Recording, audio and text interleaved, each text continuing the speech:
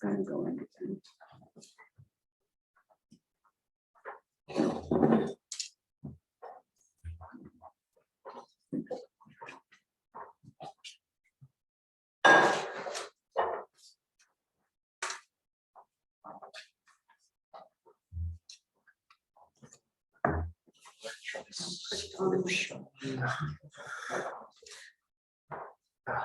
Sorry about that.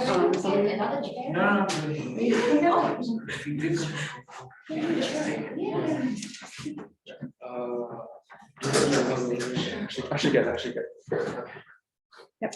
Good evening, everyone. Welcome to FinTech Association of Hong Kong's panel session on digital banking. I'm Jessica, co-chair of FTAHK's Digital Banking and Payments Committee, and also founding member of Tansu.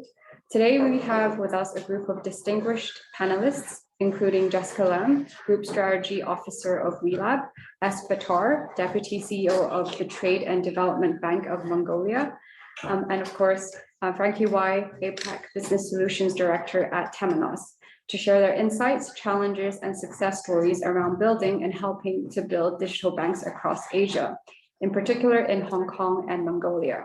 So today, first, we will start off.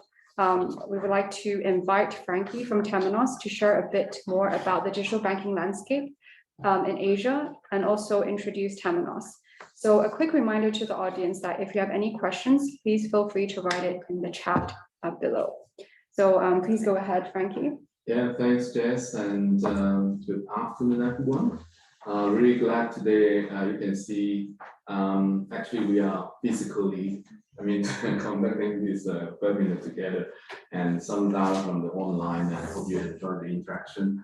And first of all, let me quickly introduce myself. I would say myself as a solution person. I love to solve problems, and I believe there are always more solutions than problems. So from fixing the household appliances to the banking software. So as Jess shared, I'm the business solution director for APAC Temenos, and my key focus is really to establish a solution strategy of Temenos in the region, and providing the technology consultancy to banks, FinTech, tech fins, in order to help them to deliver innovative banking services. And a bit more background, I studied business in NZ and Tsinghua University, and on a pastime, I love to conduct music, and quite contrasting, I believe, and also love doing cycling and scuba diving. And so that's a bit background of myself.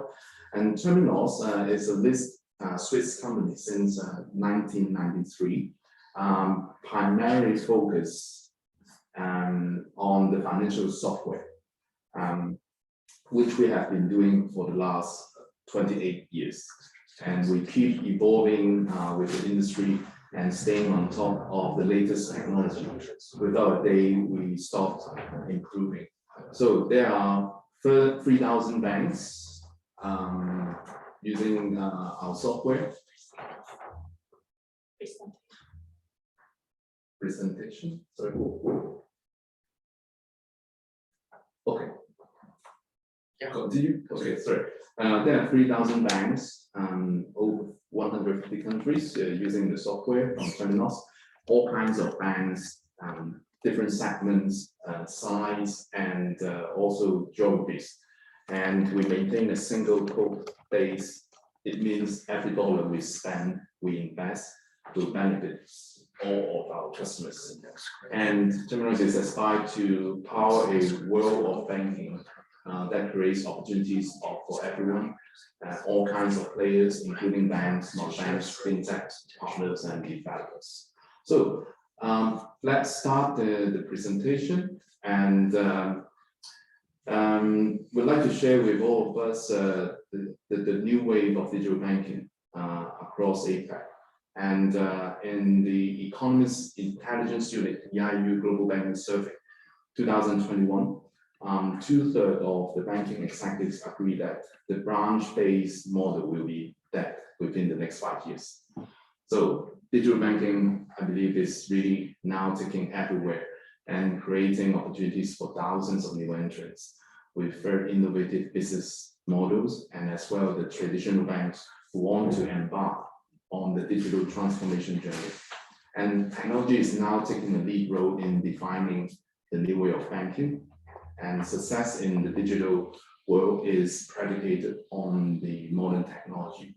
So I will share the latest digital banking landscape in APAC, and also what is the winning formula for the technology platform that helps bank to seize this trendy opportunity. And we'll summarize the essentials of a platform that supports the success in digital banking, and I'll take you through the whole journey. And you can see this is really an exciting time in the financial industry. Why? We are witnessing a brand new chapter of digital banking. We can see more and more countries introduce a new regulatory framework for digital banking. Within the last 2 decades, digital banks have proliferated across the globe, and Asia started to pick up the pace since 2015, when the People's Bank of China granted 5 digital banking licenses. And then other geographies followed suit, and over the next few years, like South Korea, they released 2 licenses in 2017 and 1 in 2019. And the monetary of the authority in Taiwan also issued 3 licenses in 2019. Hong Kong, our hometown, received 30 applications and awarded 8 licenses in 2019. And near to Hong Kong, the MAS in Singapore received 21 applications for 5 licenses in 2019. And ultimately, MAS announced 4 successful applicants, in which 2 for digital full banks and the other 2 for digital wholesale banks. Within the same year, Bank Negara Malaysia finalized their digital banking license framework for both conventional and Islamic banking. And similar to Hong Kong, BNM received 29 applications and issued in, I recall in April, end of April, 5 licenses, 3 for conventional and 2 for Islamic. All are digital banks license. And closer to Malaysia, the Central Bank of Philippines, BSP, introduced their digital banking framework and awarded 5 licenses. And other regulators in the region, like Thailand and Pakistan, they have announced or indicate plan for the digital banking. And for the rest of the APAC jurisdiction, have also introduced some similar kind of frameworks. For example, in India, the payment banking licenses in 2015, and Australia, the RADI, the District Authorized Deposit Taking Institution framework in 2018. And very recently, the Reserve Bank of India published the guidelines for establishing the digital banking units. So we can see all these regulators are actively promoting the digital banking license in the region. And at the same time, the license application is highly competitive in all dimensions, including the compliance, the regulation, and also a very unique and compelling value proposition required from the applicants. And they have to prove also a very scalable and sustainable business models. And last but not least, really the capital requirements, like Hong Kong, is similar to a full license bank. And I observed the common objectives of all these digital banking initiatives. 1, to promote the digital innovation. 2nd, to introduce new customer experiences. And 3rd, to create a positive competition in the market, and also to enhance the financial inclusion. So we can see the wave of digital banking really infusing a whole new set of standards for the next generation of banking. And also, because of the pandemic and related lockdowns, further accelerated digital banking, which expand the segment from retail to corporate, SME, Islamic, and even to wealth. And here I want to share an experience about digital banking. During the pandemic, I opened a digital bank account. It took me less than 5 minutes, and all completed within a single digital journey without leaving my house. It is totally paperless, cashless, and no charge. And the whole journey is simple, creative, intuitive, and fast. So it's a really fantastic banking experience. So we may ask, I mean, what is the technology platform that supports a successful digital banks? And here I depict a platform for digital banking. Such a platform comprises key capabilities which spread across both the distribution side and the manufacturing side of the banking services. On the distribution side, it includes the omnichannel, which is a seamless experience across different devices, and the contextual user experience. Nowadays, we need to understand with the context and the tailored kind of user experience we offer. And the hyper personalization is also very critical, and also the open banking. And all this, the capabilities really helping the bank to differentiate their products and services.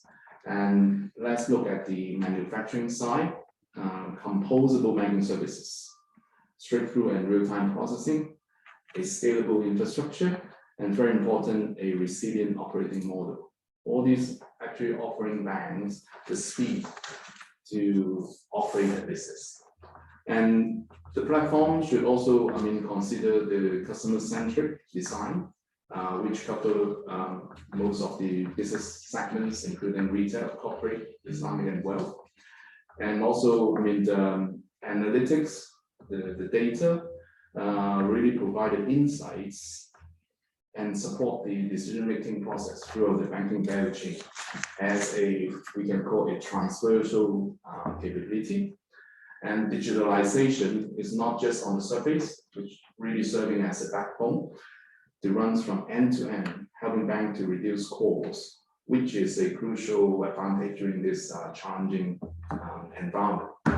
And digitalization also reduces the operational risk while increasing the efficiency and the scalability. So this platform also supports different modes of deployment, definitely the traditional on-premise, the cloud, and also the software as a service SaaS. And on the cloud side, I want to highlight two capabilities on the cloud agnostic and cloud native are key. And you may ask how a platform can be both agnostic, cloud agnostic, and cloud native. This is exactly a key differentiator. Why? Because when we say a cloud agnostic platform, that means it allows supporting multiple cloud platforms. And while cloud native, benefiting from the cloud native capabilities.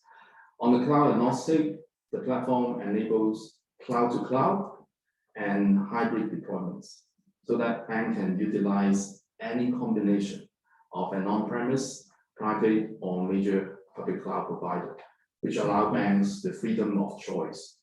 And on the cloud native side, it exploits all those, cloud managed services. For example, API gateway, the container and microservices orchestration, database, and also wherever it can, you can exploit the services. With that, with the cloud native technology, the key one, the elastic scaling, really help banks to reduce the infrastructure costs because the bank will pay exactly what they need. And it is really a pay-as-you-go concept.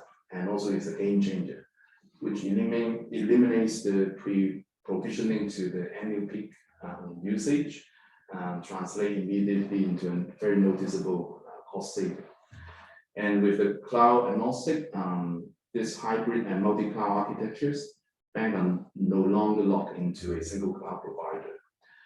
And also, it's really a trend, and even I would say it is going to be a regulation, likely, the multi-cloud active architecture, because it mitigates the operational risk and also delivers a true resilience in the banking services.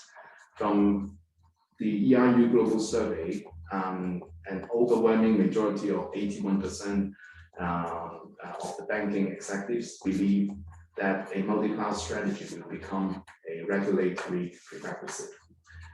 And next is really, I really want to encapsulate three essentials of a platform that support the success in digital banking. First, fast, important, and the platform should support all the business segments with a broad set of capabilities. In addition, the functions can further extend to support the local requirements and underpinned by a composable banking services architecture so that it allows the bank to choose to launch ahead of the market. And on the open side is an open platform that supports the end-to-end banking services from both distribution and manufacturing, giving banks the agility to open up to FinTech and partners to offer the best-in-class solution. And the scale side also the platform on the cloud agnostic and native capabilities, empowering banks to scale dynamically and massively.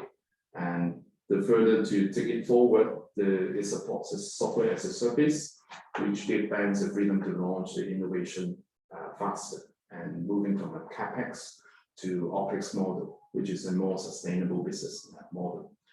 And Temenos provides the solution for 70 digital banks worldwide. And over 30 of those digital banks already gone live with the platform. So we are really, and growing, having more banks to have our solution, and the number is growing. And while we speak, actually there is a wholesale digital bank in Singapore who has just gone live with our platform on the public cloud. And this is really a short sharing and presentation, and hope you enjoy this quick journey. And I would like to take it forward to the next phase of discussion.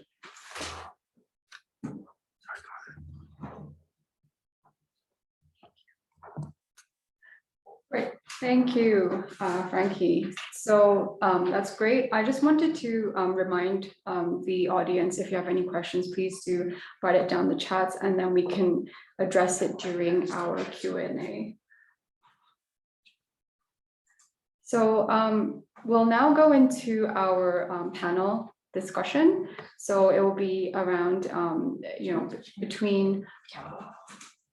between our panelists today. So we have Frankie, and we also have Baatar all the way from Mongolia. Thank you, Baatar, for joining us.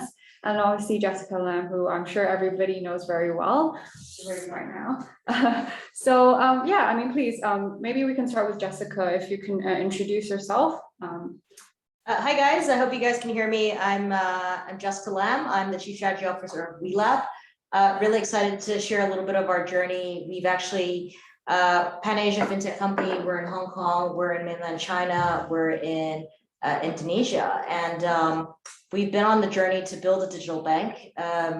Been live for about 2 years. So around 3 years ago, we went through the journey of choosing a vendor. How does this all work from a technology perspective? And happy to share a little bit of tidbits with you on that one. And as much as we like it, we are now building our second digital bank in Indonesia because we love digital banking so much from the 9 years of experience that we've had in different parts of the world. So happy to take any questions that anyone has, and we can exchange some stories on how to improve and continue learning. Thank you. Thank you, Jess. And Baatar, please do introduce yourself. Hello, and very good evening to you all. Thank you for having me. So my name is Baatar, and I'm the Deputy CEO for Trade and Development Bank of Mongolia. So I'm responsible for IT operations. So TDB has been working with the Temenos for the past year or so. So we are currently in the process of implementing a core banking system along with the digital banking platform. And I will be happy to share with you with any of our experiences so far.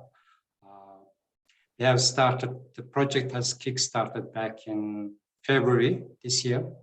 So we are at the stage where we are gathering the requirements, compiling detailed requirements documentation.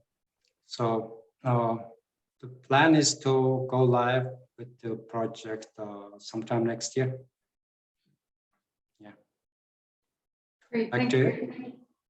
Thank you, Baatar. And so, yeah, I'm just going to go into it. And I think as the audience can see, we have banks from different regions. At this moment, we have Hong Kong and also Mongolia. So I think first question is essentially, what is the banking landscape like in your respective markets? So Jess, perhaps you can start first on Hong Kong. Great. I think a lot of you on the call are familiar, but Hong Kong is a leading financial center in Asia and anywhere in the world. There are 160 licensed bank here. So there are definitely no shortage of banks for a population of just over 7 million. What I would say is Hong Kong's market is extremely mature. 95% of the population is banked. In fact, I would probably say it's 99%, but reports that I just read said 95. So there isn't, a situation of people being unbanked here. Everyone has a bank account. It's very accessible. You can go down the streets and there's, 40 branches in your vicinity. However, what I would say is the retail banking market in Hong Kong is extremely profitable and it's very crucial to the economy. So the average annual retail revenue from the Hong Kong retail banks alone is around 53 billion US dollars. So by any stretch of the imagination, it is a very large and profitable a market for the banks to be here. So that's a very clear explanation of the 160 retail banks. As Frankie just shared earlier, around 3 years ago, the HKMA, which is the regulator here, issued a number of what they call virtual banking licenses. There were actually 8 virtual banking licenses that were issued. And these are actually operated under the traditional banking licenses. However, so when you think about capital requirements, when you think about the reporting requirements, and you think about, everything in terms of being stringent, in terms of being safe and disciplined, it is exactly the same as every single digital bank, every single traditional bank out there in the market. So there's no shortcuts. There's no gimmies, there's no freebies, and there are no shortcuts relative to any other traditional bank out there. There are, however, a couple of specific objectives that the regulator did impose on the market, given the needs, which was a couple of things. Number one, which was there had to be a very strong focus on technology and providing innovative products and measures for your customers. The second part was that it had to be directed and focused specifically for retail customers as well as SME customers. So not your big corporates and not very niche markets of the segment that are very well covered.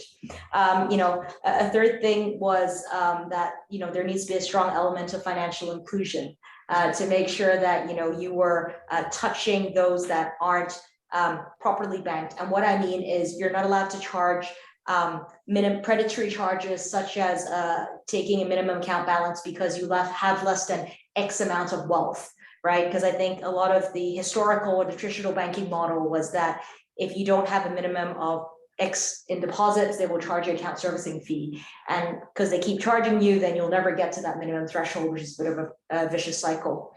And then last but not least is you need to operate 100% digitally, either through internet or a mobile app. And so we have no physical branches. So those were a couple of the requirements there in terms of the Hong Kong banking landscape. A lot to do. What I would say is the biggest difference in Hong Kong probably versus what Mr. Baatar will talk about in terms of Mongolia is that we are a very mature market. And so when we think about financial inclusion, when we think about the landscape, it's all about how do we, I would say phase 2, and I talk a little bit more about later, it's no longer about providing access because everyone's but it's a little bit more about the quality of the access, right?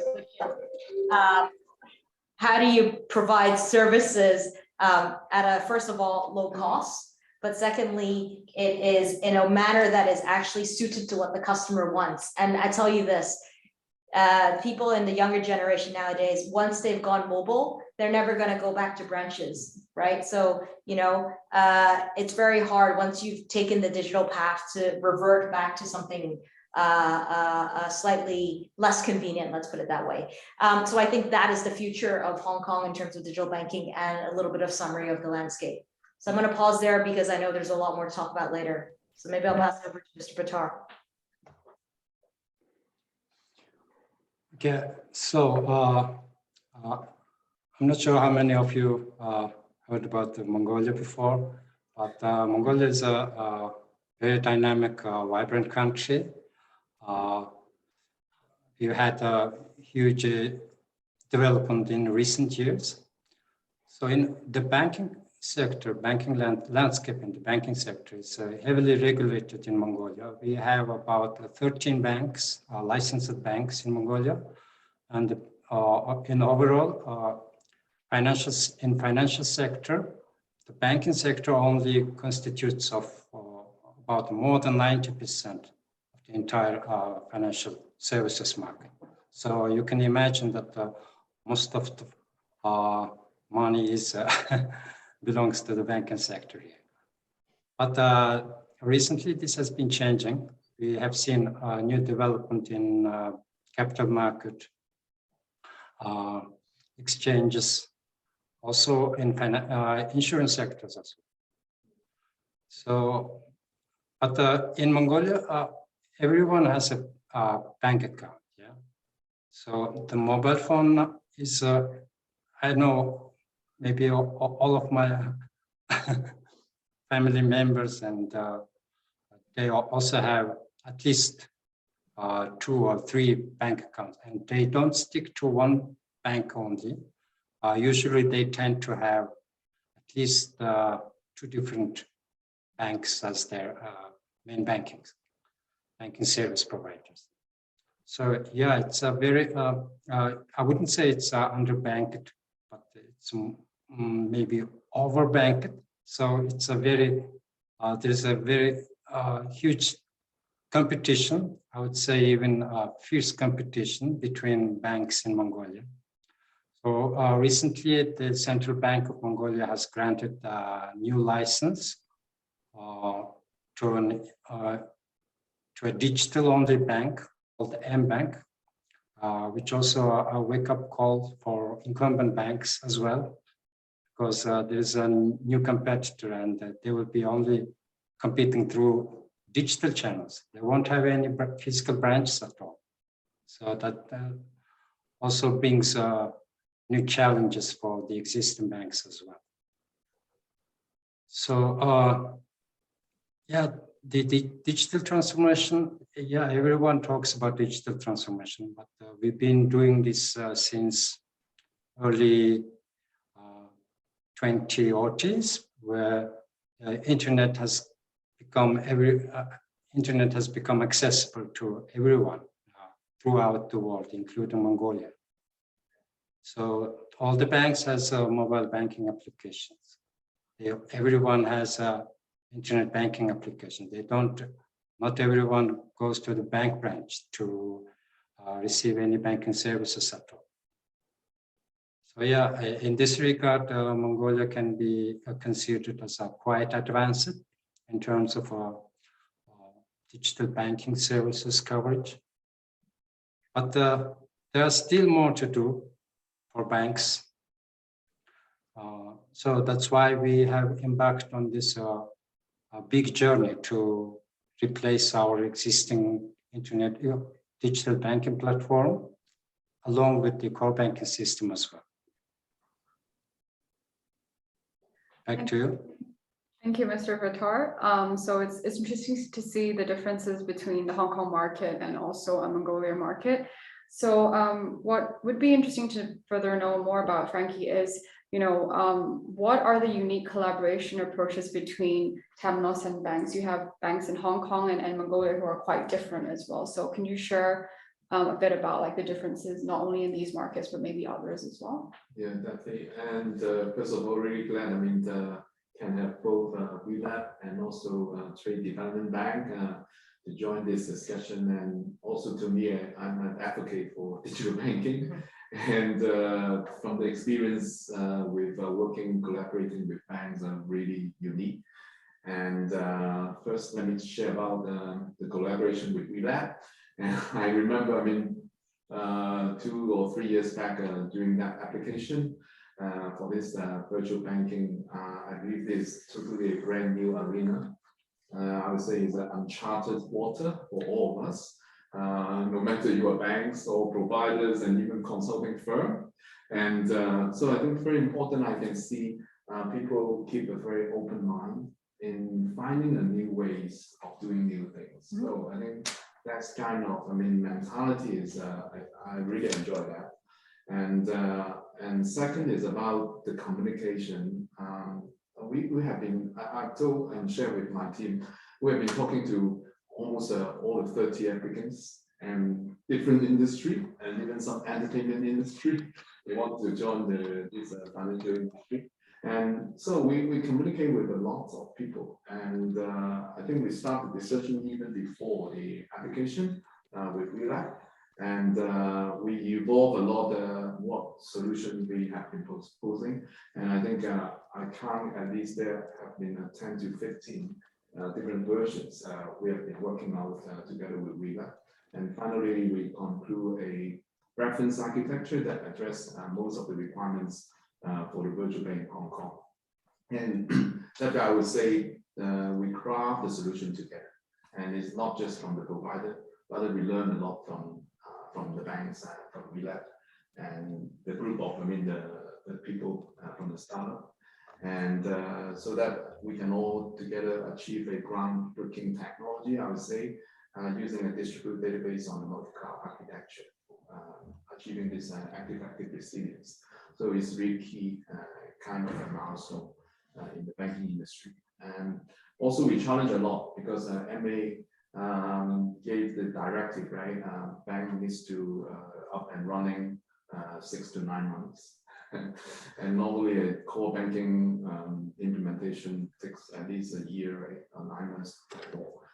And finally, I think we led the project, I think it took less than 10 months time of implementation.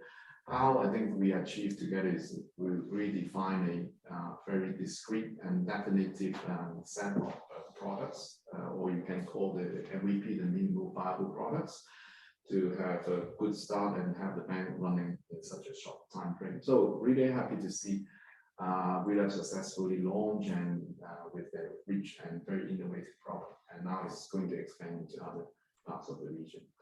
And then let's move a bit to Trade Development Bank and Mr. Baatar. I think that journey, I mean, to Mongolia, I started in 2018, and it's really a special place in the world. History, climate, culture, and the people, I think. And I'm really curious to understand more and explore the opportunities on doing business in Mongolia. And that's how I start the journey. And my impression, with full respect, I think Mongolian are survivors to extreme weather, and extreme weather, at least to me, so cold and really a dry place. And on the other aspect, I observe people are very aggressive in advancing the digital adoption. And it's really, I mean, an impression I got from my first visit. And Mr. Baatar, the key contact from day one, and he took a very open mindset in approaching the solution for this really a huge transformation initiative.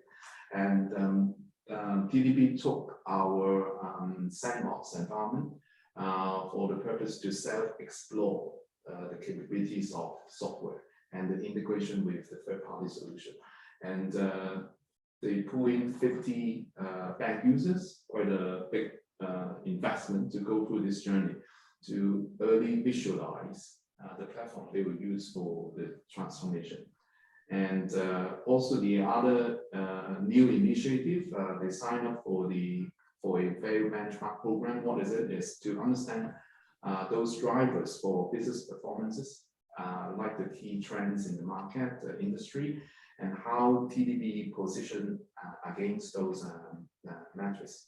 So definitely after that exercise, we identify areas, potentials for the improvement, and try to find out how the technology can play a role in improve the performances. And those are the two key things in my memory about the collaboration with TDB, and great to have TDB taking our solution to embark on this digital transformation journey, and which, I mean, this is a really a good success case study going to happen.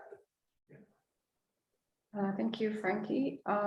And Jess, as the Group Chief Strategy Officer, must ask you, what was the strategy and focus of WeLab Bank when you were building up your roadmap? It's actually really fun because hearing Frankie talk about this took me down sort of memory lane of what we did 3 years ago when we were going through this process. I think the biggest difference is we were starting from a place where no one had built a digital bank in Hong Kong. None of the providers, not the regulator, none of the consultants. So this was, as Frankie said, completely uncharted territory. So we had an absolute clean slate. And so at that point in time, it is taking the best of the old and the new, which is what are the reference materials we can take from traditional banks here? What is the regulator comfortable with? What is Temenos or other providers' experience from other markets that we can leverage off? Then how do we modify it such that it fits for this particular market? So there was quite a lot of what I'd call patchwork, but in a very calculated and measured way, right? And so I think when we were thinking about the strategy, it was a little bit about more of the hard technical side and then the regulatory framework. But then the other side is what exactly is the proposition? What do the customers want, right? Because as I started off by saying, Hong Kong's a very mature banking market. Everyone is banked. So what is the reason of why we wanted to build a digital bank in the first place? For WeLab as an organization, at that time, we were a 6-year-old company, right? 6-year-old company with already, 40, 50 million users, across Asia. So we know the market very well, and we've always been a digital financial consumer finance provider. We know risk management, we know technology, and we know banking very, very well.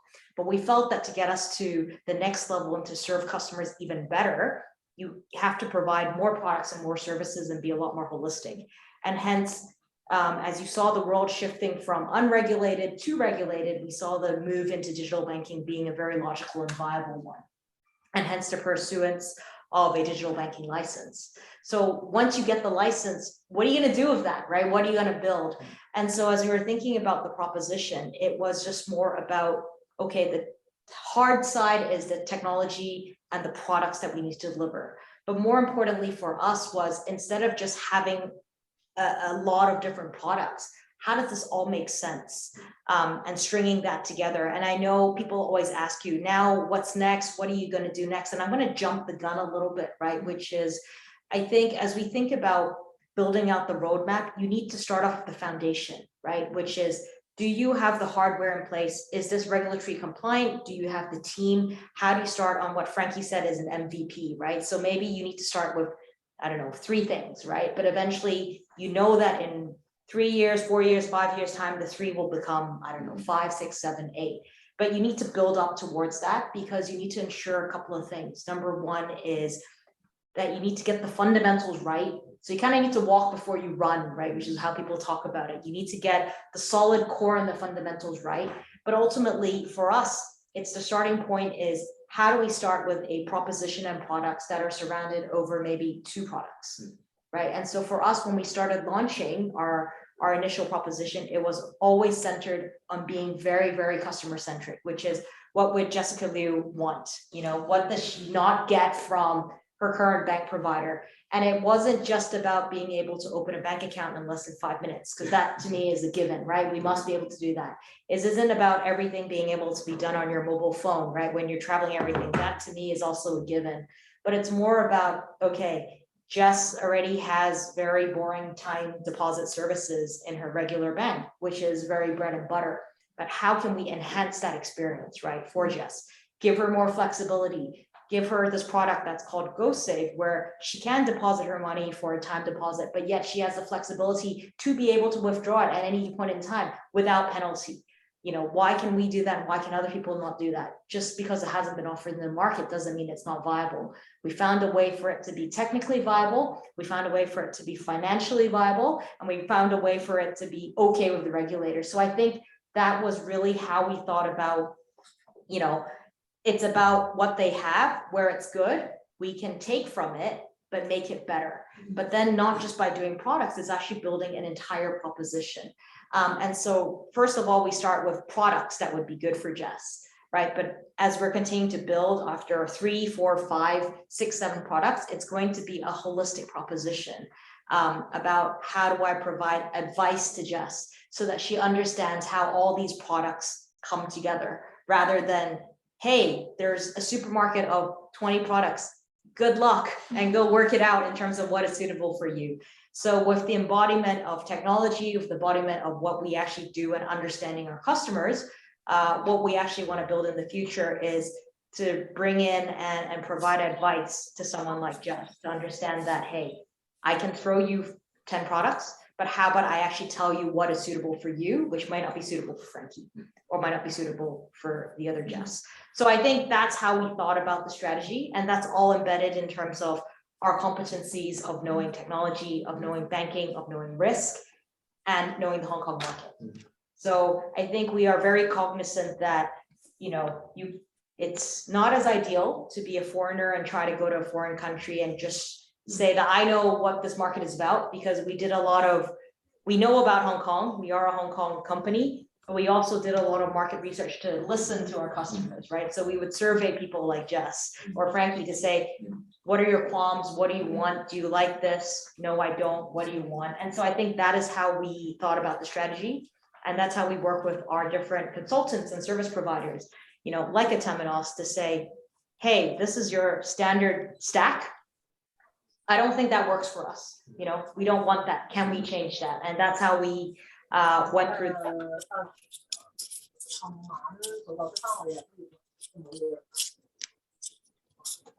Someone doesn't agree with me, but that's perfect. I think the point of it was a lot of work during the build, and it continues to be a lot of work. And I think what Frankie said is very valid, which is communication. Right, it's communicating with the various stakeholders to build something that's appropriate. So in a nutshell, I think the strategy directionally will always be customer first and building something that provides advice and specific guidance and personalization to the customer rather than throwing simple products. But let's not forget that the infrastructure in the core is extremely key to setting the foundation and providing your customers and your business partners with a couple of things, right? Reputation, stability, scalability, as well as, you know, a lot of sustainability, right? And we can talk a little bit more of that in the technology later, but I think that's how we thought about, you know, why are we building this and what's it stand for. Thank you, Jess. Very interesting, because you're basically stressing on kind of the core foundation of the bank, which I think a lot of people are so focused on customer centricity that sometimes it's kind of a bit forgotten the importance of the regulatory. You need both. You need both. You can't do that in isolation, I think is what I'm trying to say. Yeah, for sure. So I mean, Mr. Baatar, how about, like, we understand that your bank is currently going through the process of developing your digital banking proposition as well. Can you tell us more about, like, what was the process for you and your bank when it comes down to crafting your vision for that? Yeah, for us, the main goal of this entire big initiative was to improve our customer experience that we offer through online channels. Yeah, so I mean, being able to quickly deliver new features or capabilities through your online channels without being dependent on the existing vendors. So that is very significant for us, because being able to own your entire application development lifecycle from end to end is, you cannot underestimate it, because we've had our existing system vendors, and whenever we wanted to introduce a new feature or develop a new capability, you had to go and approach them. Even for small changes, yeah, this that will have a very huge negative experience on your service delivery. So Temenos in this regard has a very unique proposition, I would say. So back at first we were looking for a digital banking solution that will allow us to be, being not reliant on our existing vendors, when we develop a new feature. But you have to, nowadays, you cannot just simply exist within your own infrastructure, because nowadays you have to connect to third parties because everything is interconnected. So we've been talking to Connie, one of the leading digital banking solution providers at that time. So Connie had a very unique solution which incorporated both a local development platform along with the extensive integration capabilities. But then we realized that in order to really deliver on our targets or goals, we would have to replace our existing core banking system, because even though this core banking system had its own proprietary APIs, some of the key functionalities were not exposed through those APIs, and those functionalities were only available through vendor-specific solutions. So you could say we were vendor-locked, So now we had to bring forward this and start developing our plan to eventually replace our existing core banking system as well. So we had to replace two big systems. And then shortly after our initial talks with Connie, they were acquired by Temenos, and their digital banking solution was integrated with Temenos T24 core banking system. So for us, it was like a match made in heaven because both solutions were pre-integrated, and these solutions met all our main requirements. So it was a big opportunity for us. So we approached Temenos, and that's how we have kickstarted this entire engagement with Temenos. Back to you. Great, thank you, Mr. Baatar. So I think both Jess and Mr. Baatar mentioned about technological aspects of obviously it has to be there for digital banking. So Frankie, can you tell us more about how these type of partnerships have been a key enabler to launching digital banks fast in terms of speed of 90 days? Yeah, maybe I quickly encapsulate three directions. I think on the capabilities aspect and architectural aspect, and also service aspect. On the capability aspect, I think, as mentioned, I think first of all, you need a broaden coverage of the requirement. I mean, across segments, and most important, like in any other banks, the regulatory transfer is the first gate you have to pass. And also, I think rolling out the product quickly with a product engine which is flexible to accommodate those innovative products is also key. And on the architectural aspect, I think cloud is, no longer why cloud. I would ask why not cloud, right? And cloud to me is about its simplicity and agility. Simplicity is moving things away from you, so that you can focus what you should focus, and moving all the hardware application database far away. And it's something inspired by an MIT professor about the laws of simplicity. It's very interesting to read that book. And on the agility, I think that dynamic scaling is very important, because the dynamic market situation is something we need to cope with in the increase and decrease of data. And open API is also important to expand your connectivity to the wider ecosystem. On the services aspect, I think the SaaS offering nowadays, I think many other banks or FinTech is considering this mode of deployment, which allows you to test out the things, the ideas, and also I think you can launch fast innovation, and also with the collaboration with other FinTech cases. And one case in Italy, the Floreal, which is from the Banco Mediolanum, they roll out through the SaaS offering within 5 months of implementation, and they are the first, the B Corp certified digital bank in Italy, and become carbon neutral. So I think this all new, the technology and services offering is really helping the digital bank to launch fast. Thank you. In the interest of time, just one last question for all of the panelists before we go into the Q&A session. In 1 or 2 sentences, can you share what do you think the next big thing is for banking in your respective markets or other markets for Frankie? And how should players in the ecosystem capture these opportunities? Maybe Jess, you can.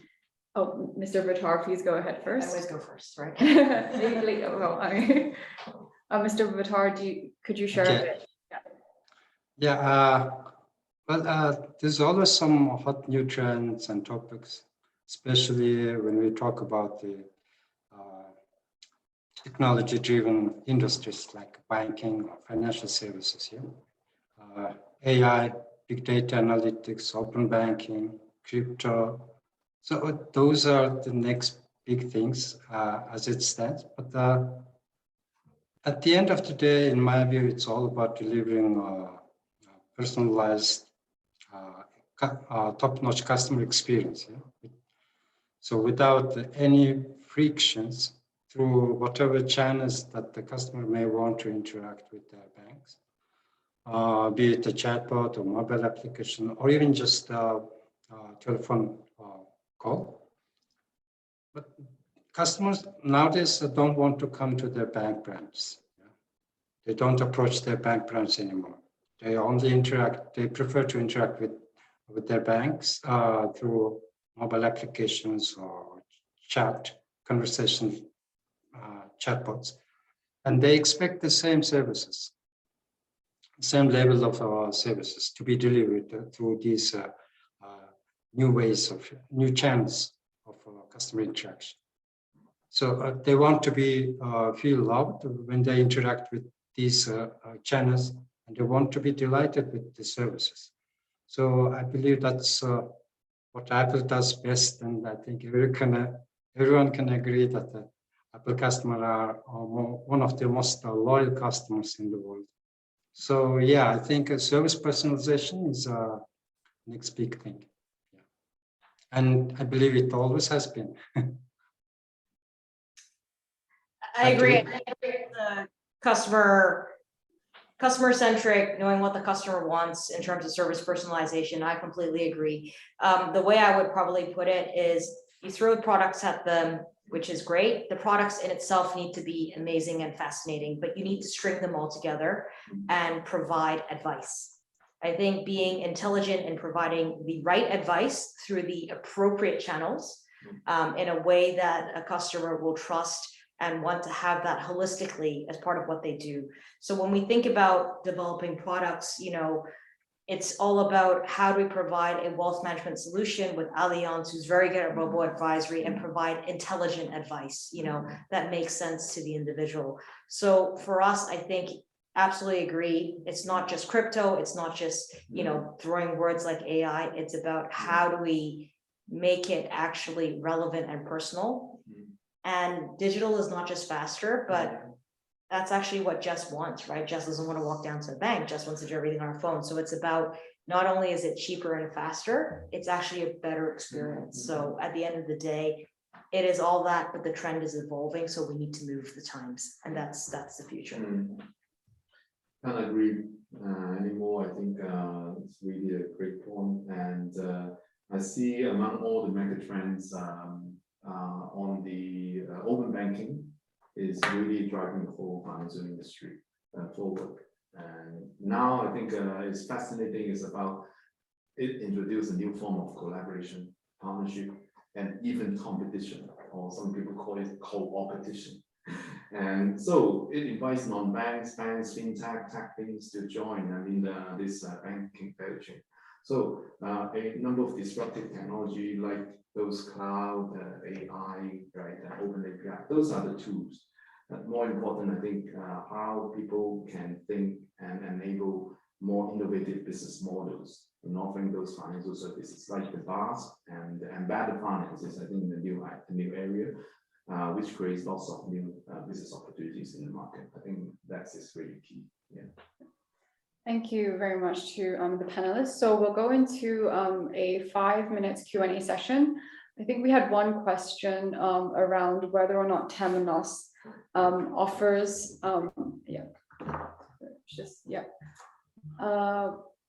is Temenos' solution tailored for different markets, or is it like a base product which is globally applicable and relevant? Oh, a very good question, and good for me to hear a bit more. Okay, first of all, I mean, the Temenos maintain a single code base. That means no matter which bank they are using the Temenos software, it's come from the same base. But definitely we understand there are lots of variation, right? And the country or regulatory requirements localized to a particular region or city or country.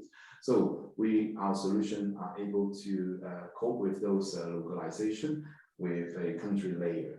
So that's explain why, I mean, with a single maintained code base, on top we have those, I mean, the regionalization capability, which address banks from different geographies and even different segments. So that's the whole design concept of the Temenos solution, which help us to address all kinds of banks and even non-banks.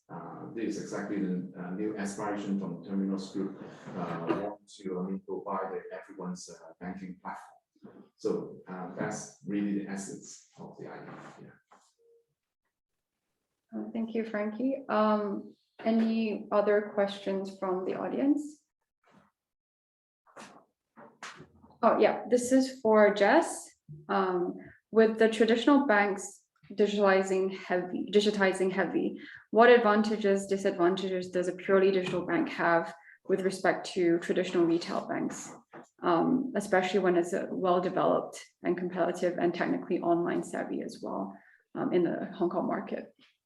Yeah, thank you for the question. I think, first of all, it's what I would say is it's not a winner takes all market. So at the end of the day, what we want to do is we want to provide more choices and more options for customers, right?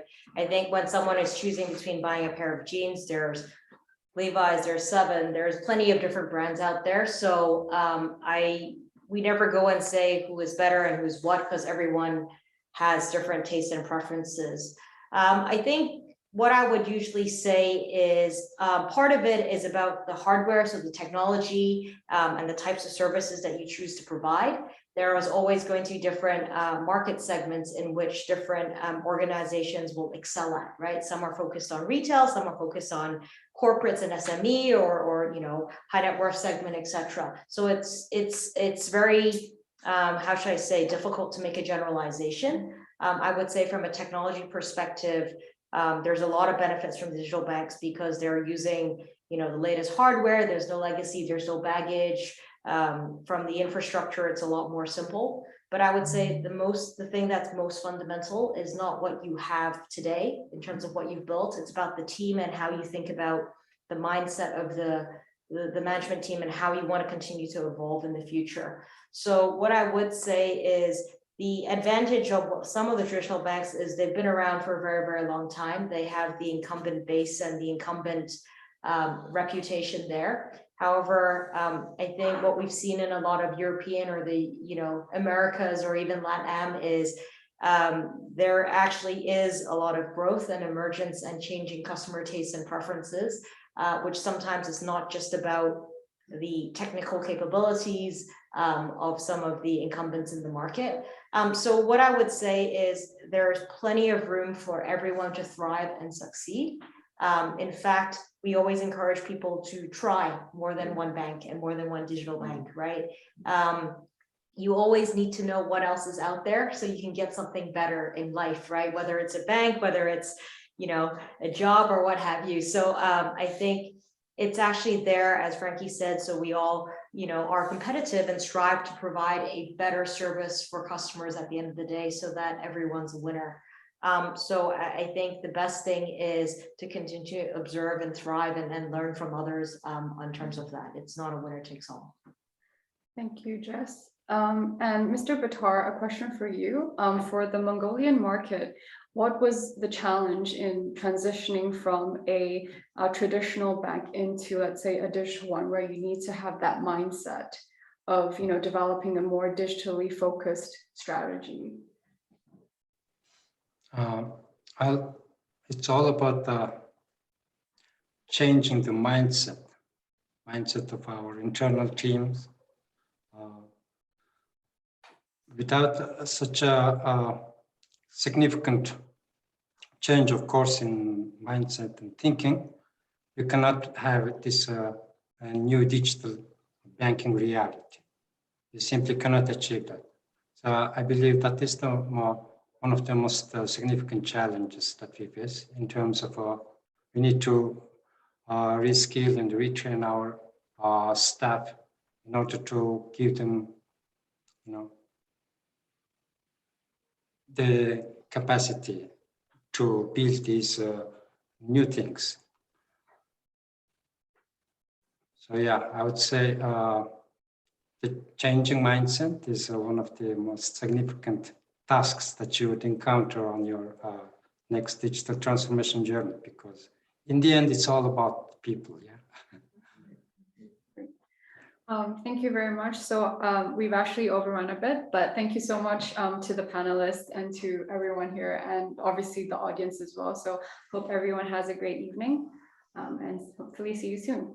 Do more of the FinTech Association and follow the digital banking and payments. Yeah, please do. Yeah. Sure. Thank you. Thank you. Thank you. Thanks for having me. Thank you, Mr. Thanks. Baatar. Thanks, Baatar. Bye-bye. Bye. Bye.